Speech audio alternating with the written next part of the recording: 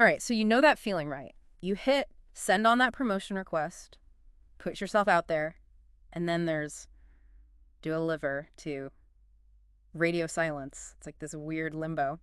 Today, we're going to deep dive into exactly that, what happens in that space between applying for promotion and getting a yes or no. It can be a bit of a roller coaster ride for sure. It really can. We're digging into a super interesting analysis. It's called Professional Advancement Request, how to stay positive and improve chances with AI support. Oh, that sounds right up our alley. Definitely. Yeah. And the goal here, like always, is to give you some solid tools and strategies so you can navigate this waiting game, not just survive it, but actually use it to your advantage. I like that, using it to your advantage. Yeah. Because it really is an opportunity. It is. It's not just a dead end. The analysis really dives into that, all the things going on behind the scenes, and gives us a roadmap for how to stay proactive, both in what you're doing and your mindset, which is huge. Yeah. So, okay, picture this. You hit send on that request. The initial, excitement fades a bit, and you're kind of left in this, well, the analysis calls it professional limbo. Uh-huh.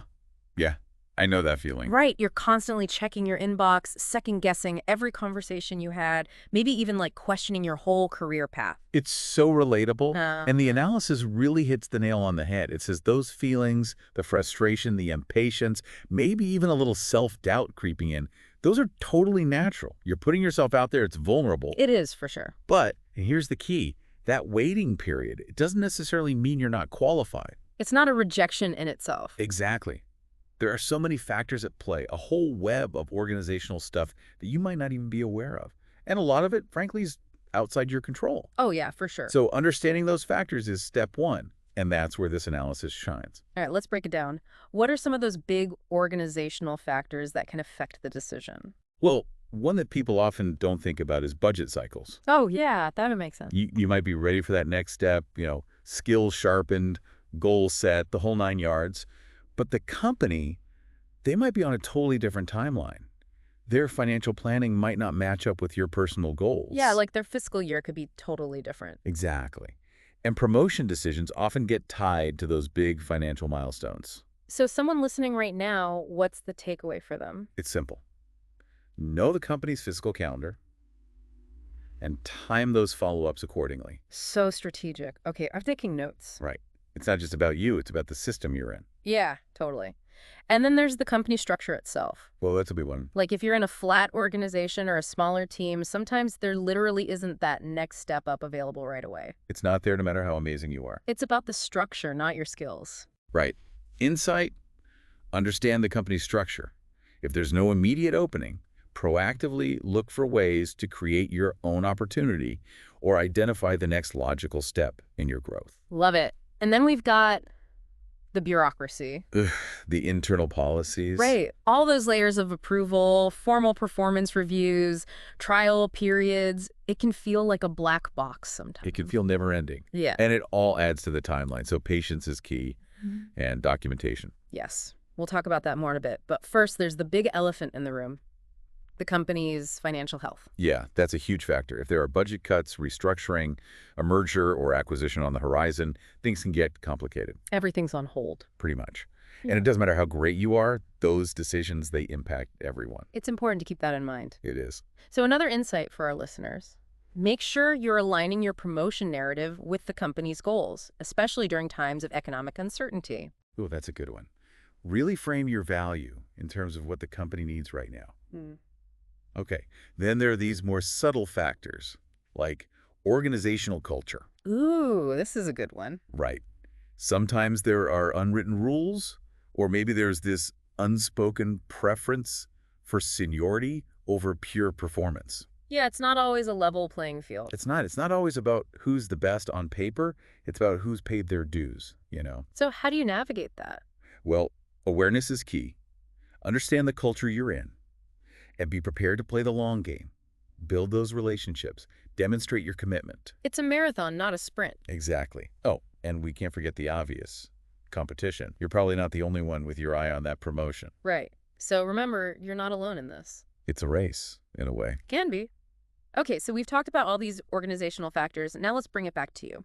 What are some personal factors that might be influencing things? Okay, good point. This is where we have more control. The analysis really makes you think, like, how well have you actually showcased your achievements to the people who matter, the decision makers? Yeah. Have you documented your wins, not just done the work, but made sure it's visible? Exactly. Because let's be honest, people are busy. They might not remember everything you've accomplished. Yeah. So you got to make it easy for them. Don't be shy about it. Don't be. Toot your own horn a little bit. Insight. Proactive communication of your wins is key. Write that down. Another thing, and this is subtle but important, is your skills and how they align with what the higher role actually demands. Oh yeah, the job description doesn't always tell the whole story. It really doesn't. Sometimes there are unspoken expectations, skills or experiences they need that aren't officially listed. Right, like the stuff you only learn by doing the job. Exactly. So you have to show, not just tell, that you have what it takes. Demonstrate those capabilities. Yes. And this is a good time to think back to how you initially presented your request. Ooh, the negotiation aspect. Yeah. Did you effectively make your case? Were you persuasive? Because remember, it's not just about what you've done, it's about how you sell it. It's how you frame it. Okay, that's making me rethink some things. Me too. Then there's your professional image, the way you come across to leadership and your colleagues. Do you project that, next level presence? The confidence, but not arrogance? Yeah, that's the sweet spot. Yeah. And don't underestimate the power of your network. Having people in your corner. Exactly. Do you have mentors, sponsors, people who will vouch for you, champion your cause? That can make a huge difference. It can. Because sometimes it's not just about being good, it's about being known for being good. It's about visibility. Yeah. And the analysis makes a really interesting point about this whole waiting period. Oh yeah, the psychological side of things. Exactly. It takes a toll. And we have to acknowledge those feelings. One big one is imposter syndrome. Ah, yes, the classic. That nagging feeling like you're not actually as good as people think and you're just waiting to be found out. Like you don't deserve to be there. Yeah. And all this uncertainty, the waiting, it can really amplify those feelings. It's fuel for the imposter syndrome fire. It is. And then there's the comparison trap. You start looking around at colleagues who've gotten promoted. And feeling like you're falling behind. Exactly. And that can really mess with your motivation. It can. You're like, why them and not me? Yeah. Which, not a healthy place to be. Not at all. Then there's the anxiety, the constant what if. Oh, yeah. Anticipatory anxiety, the analysis calls it. You're constantly trying to read the tea leaves. Looking for signs, overthinking everything. Exactly. It's exhausting. And this can lead to what the analysis calls, and I love this term, strategic impatience. Ooh, I haven't heard that one. Tell me more. It's that urge to do something, anything, to break the tension, like maybe threaten to quit if you don't get the promotion. Oh, yeah, don't do that. Probably not the best move, because impulsive moves made out of frustration, they almost always backfire. Yeah, they usually make things worse. They do. Yeah. And here's what the analysis emphasizes. These feelings, they're normal. They're human. They are. You are not alone in feeling this way. We've all been there. So, okay, you're in this waiting period. You know the factors at play. You're managing the mental game as best you can. What can you actually do? Right. Let's get tactical. Let's. The analysis breaks it down into some really practical steps. So first up, immediate actions. Okay, I'm ready. Number one, and this is so important, request specific feedback from your manager. Don't just wait for it to come to you. Exactly. Don't just have a general check-in. Be direct. Ask about the specific criteria for the promotion. Ask for concrete examples of the behaviors and results they're looking for. Get them to paint you a picture. Yes, turn that ambiguity into something tangible. And as the analysis suggests, use that conversation to negotiate a timeline for revisiting the promotion request. Oh, that's smart. Yeah. Can we circle back in 3 months to discuss my progress in the role? It shows you're serious. It shows commitment and proactivity. I like it. Okay, next immediate action, and this is crucial. Document your achievements. Since submitting that request, you've probably continued to do great work. You haven't just been sitting around waiting. Exactly. Keep a detailed record of everything. Quantifiable wins, impactful projects, new skills you've picked up, positive feedback from clients or colleagues. It's all evidence. It's all ammunition for when you have that follow-up conversation. Exactly. And speaking of conversations, another important step is clarifying expectations with your manager. About the current role. And the role you're aiming for. What does success look like in both? What are the key qualities they value? Make sure you're both on the same page. Yeah, that alignment is so important. It is. Okay, last immediate action the analysis recommends. Create a shared action plan with your supervisor. Ah, love this. Right. It outlines specific goals, how you'll measure progress, and agreed upon review dates. It takes the guesswork out of it. Exactly. And it shows initiative, a commitment to growth, no matter what happens with the promotion. You're showing you're serious about your development. Absolutely.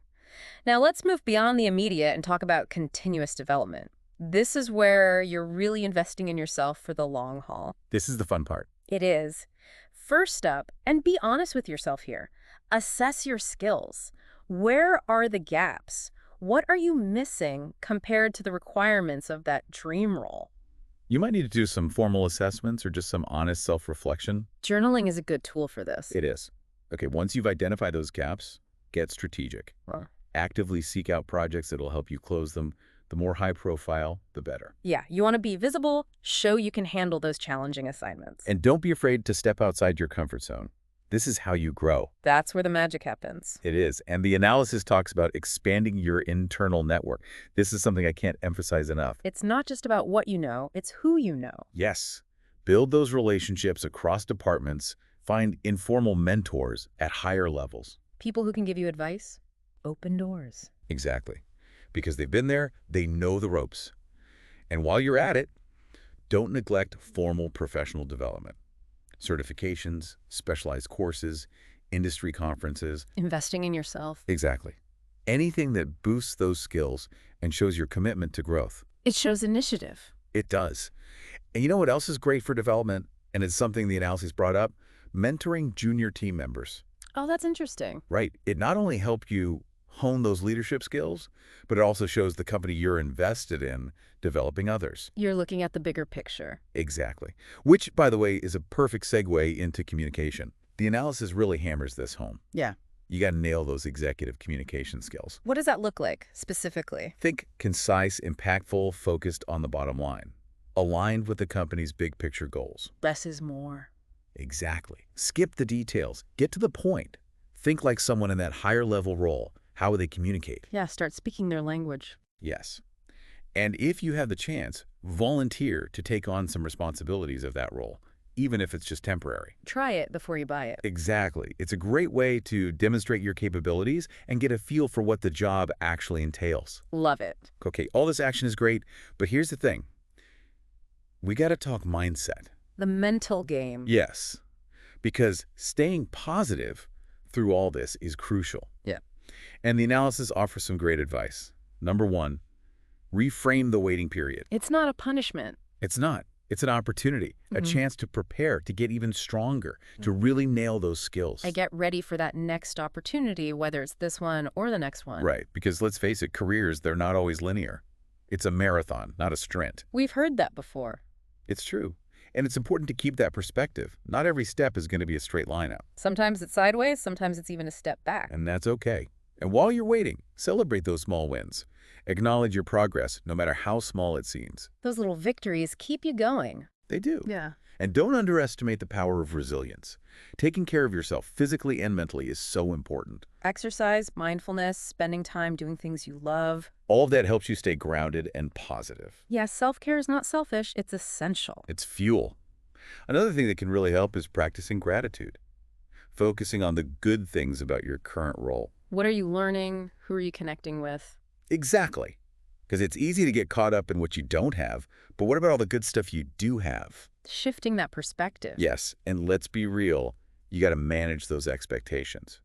Be ambitious, yes, but also be realistic about the company's timelines and their internal processes. It's not always going to happen overnight. It won't.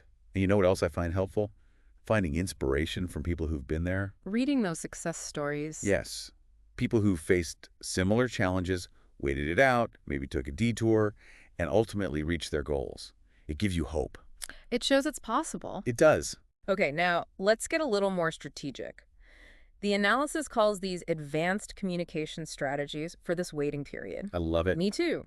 One of them is subtly highlighting your contributions. Without being obnoxious about it. Right. It's about strategically showcasing your work in meetings, reports, internal platforms. Let your work speak for itself, but make sure it's seen. Exactly. And the analysis suggests gradually incorporating the language and perspective of that higher level role into your everyday communication. Start thinking and speaking like you're already there. Yeah, embody the role. And look for opportunities to present to higher level management. Get that visibility. Yeah, show them you can think strategically, present ideas effectively. Another great tactic, position yourself as a go-to resource. Become the expert. Exactly. Share your knowledge, lead internal initiatives, maybe even start a community of practice. It shows leadership. It does.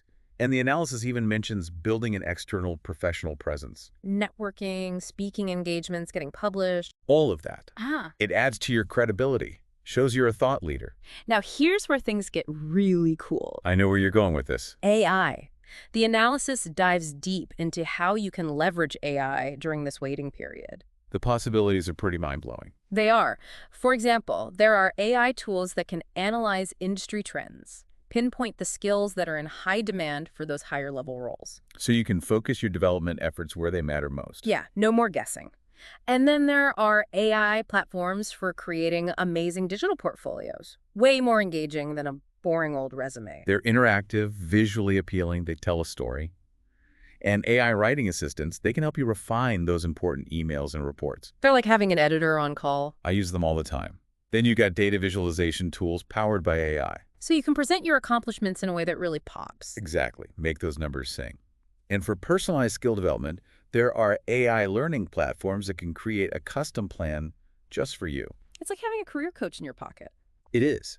And the analysis even mentions AI-powered leadership simulation programs. Oh, wow. What are those like? You get to practice your management skills in a safe virtual environment. No real-world consequences if you mess up. So smart. And for those high-stakes presentations, AI tools can analyze your delivery, give you feedback on your pacing, your tone, everything. They can even analyze your facial expressions and body language. It's wild. Like having a personal presentation coach. And for tough conversations, like salary negotiations or even just discussing your promotion with your manager, there are AI negotiation simulators. They can help you practice different scenarios, fine-tune your approach. So you can walk into those conversations feeling more confident. Exactly, because it's not just about what you say, it's how you say it. It's about the delivery. Yes. And get this. You can use AI to analyze the profiles of people who are already in the roles you want. See what their path looked like. Exactly. You can see their backgrounds, their skills, their career trajectory. It's like having a blueprint. And AI can even track organizational promotion patterns. Like which departments or roles tend to lead to the position you want. Yep. It can show you the internal pathways to success. That's amazing. It is. And AI systems can even alert you to relevant internal opportunities that you might otherwise miss. Ooh, those hidden gems. Exactly. And it's not all about work, work, work. AI-powered wellness apps can help you manage the stress that inevitably comes with this whole process. Yeah, you got to prioritize mental health. For sure. And there are tools that can analyze your communication tone, make sure you're coming across the way you intend. Because tone can be tricky in emails and messages. It really can. And for those of you who like to plan ahead, AI systems can even help you model different potential outcomes of your promotion request. Plan for different scenarios. Exactly. So you're not caught off guard. I love it. So much potential. There is. But, and the analysis makes this point very clearly, we got to be mindful of the ethical implications. Right. AI is a tool, not a replacement for human judgment. Exactly. Transparency, human oversight, data privacy.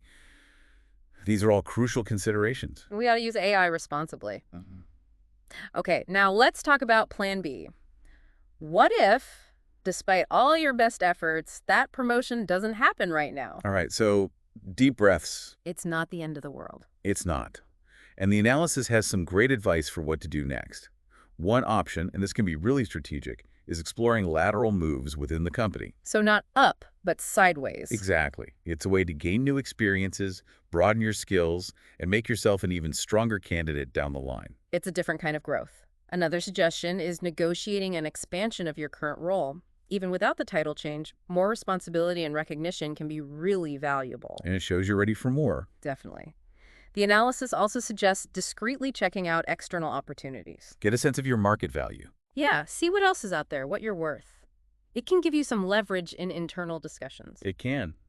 And don't forget about special projects or temporary assignments. They can shake things up, give you new challenges, and revitalize your career trajectory. It's a way to inject some energy into your work. Exactly. And sometimes a step back can be the best way to move forward. Meaning, The analysis encourages taking some time to reevaluate your long-term goals. Is this really the path you want? Are there other ways to achieve what you're looking for? it's a good time for some soul searching. It is. And if you're feeling entrepreneurial, maybe think about proposing and leading internal initiatives. Start something new. Show initiative. Exactly. It demonstrates those leadership skills. And finally, and this might not be for everyone, consider formal education, maybe going back to school for an advanced degree or a specialized certification. Investing in those credentials. Yes, it shows commitment and it can open up new doors. All right, so we've got all these different options, but how do you know which path is the right one? Well, the analysis talks about paying attention to the signs, both positive and negative. Okay, like what? Well, on the positive side, if you're gradually getting more responsibility, being invited to those higher level meetings, receiving specific feedback on how to improve, those are good signs. They suggest you're on their radar. You're moving in the right direction. Exactly. On the other hand, if you're getting vague feedback, promises that never materialize, or your responsibilities are actually shrinking, Yeah. that might be a red flag. Or if you're being excluded from key conversations. Yep, that's not a good sign. It might be time to reevaluate your strategy or even consider those alternative paths we talked about. Look for those clues. Yes. And throughout all of this, the analysis emphasizes one thing above all else: self-awareness. Know thyself. Exactly. This whole waiting period, it's a gift in a way, a chance to really look inward. To get clear on what you want, why you want it. Yes. What are your motivations? Is it the title, the money, the impact, or something deeper? What are you really passionate about? And it's about understanding your strengths, owning your limitations, making sure your career path aligns with your values. It's about that alignment, yeah. And don't forget about cultural fit. Does the company's culture support your growth and allow you to be your best self? Are you thriving in that environment? Right. And all of this self-knowledge, it's not just for this promotion. It's for your whole career journey. Exactly. It will guide you in every decision you make, no matter what happens with this specific opportunity. So as we wrap up this deep dive, one thing is clear. The time after you hit send on that promotion request, it's not passive. It's not just about waiting. It's about strategic reflection, proactive development, building resilience. It's a time for action. It is. And every not yet, it's a chance to learn, refine your approach, and demonstrate your potential. It's all part of the journey. It is. And that leads us to our final thought for you today. Think deeply about why you want this promotion. Really unpack those motivations, because understanding that, that's what will ultimately guide you to a fulfilling career path, whether it's with this company or the next one. That self-awareness, that's the key. It's the foundation. It is. All right, that's it for today's deep dive. Thanks for joining us. Always a pleasure.